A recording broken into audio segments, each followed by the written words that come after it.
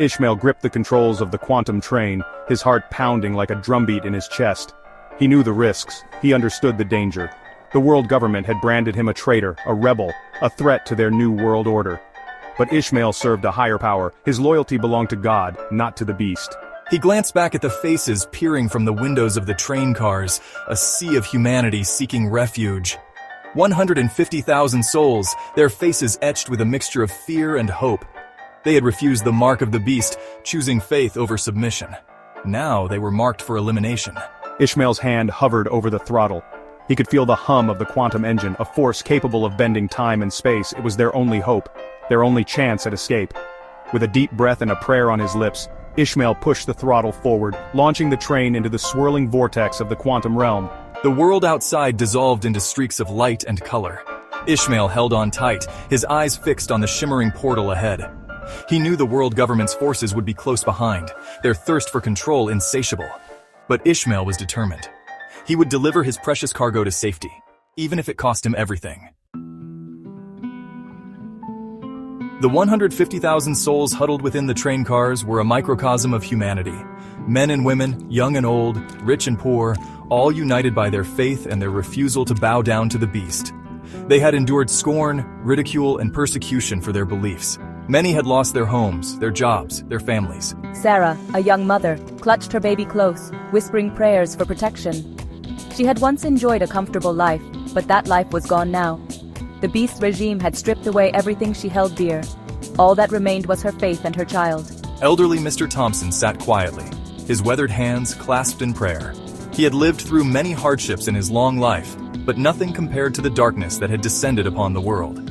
He knew that time was short, that the beast's grip on power tightened with each passing day, but he clung to the promise of salvation.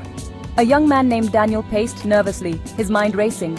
He had been a skeptic, a doubter, but the events of recent months had shaken him to his core. He had witnessed the brutality of the beast's regime firsthand. He had seen the darkness that consumed those who bore the mark. Now he was a believer desperate for redemption. The beast's reign had begun subtly, with promises of peace and prosperity.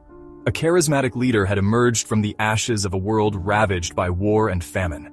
He offered unity, stability, and a solution to all their problems. But his true intentions soon became clear. The mark was introduced as a symbol of loyalty, a sign of allegiance to the New World Order. It was touted as a technological marvel, a way to connect humanity and usher in a new era of progress. But those who refused the mark were branded as enemies of the state, subject to persecution and even death. The world had become a dark and oppressive place. The beast's image was everywhere, his words broadcast across every channel, his face plastered on every wall. He controlled the media, the economy, the military. He had infiltrated every aspect of their lives, crushing any dissent with an iron fist. Those who bore the mark seemed to change, their eyes becoming cold and vacant. They became puppets of the beast, their thoughts and actions controlled by his sinister will. The world had become a dystopian nightmare, a chilling reflection of the biblical prophecies that had once seemed so distant and abstract. Section 4. The Quantum Train, a beacon of hope in the darkness. The quantum train was more than just a mode of transportation.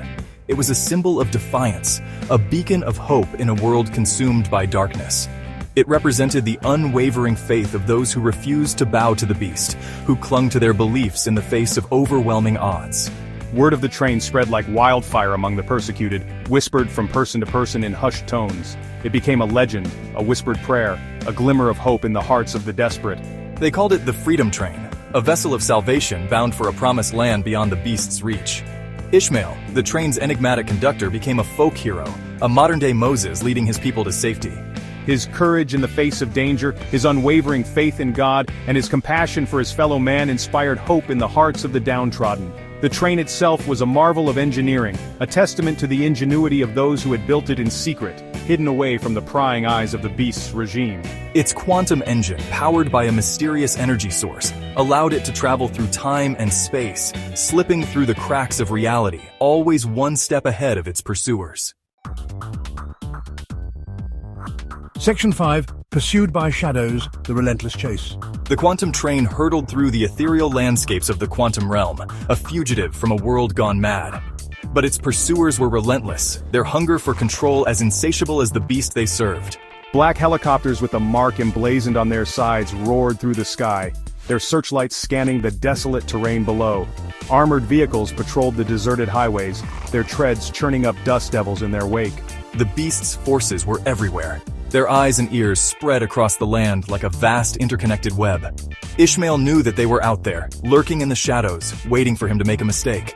He had to stay one step ahead, anticipating their moves, using the train's unique capabilities to his advantage. He pushed the train to its limits, its quantum engine straining against the fabric of reality. The passengers huddled inside, their faces pale with fear. They could feel the vibrations of the train as it raced through the quantum realm, the air thick with tension and anticipation. They knew that their escape was far from certain, that danger lurked around every bend. But they held on to their faith, their prayers a constant murmur within the confines of the train cars.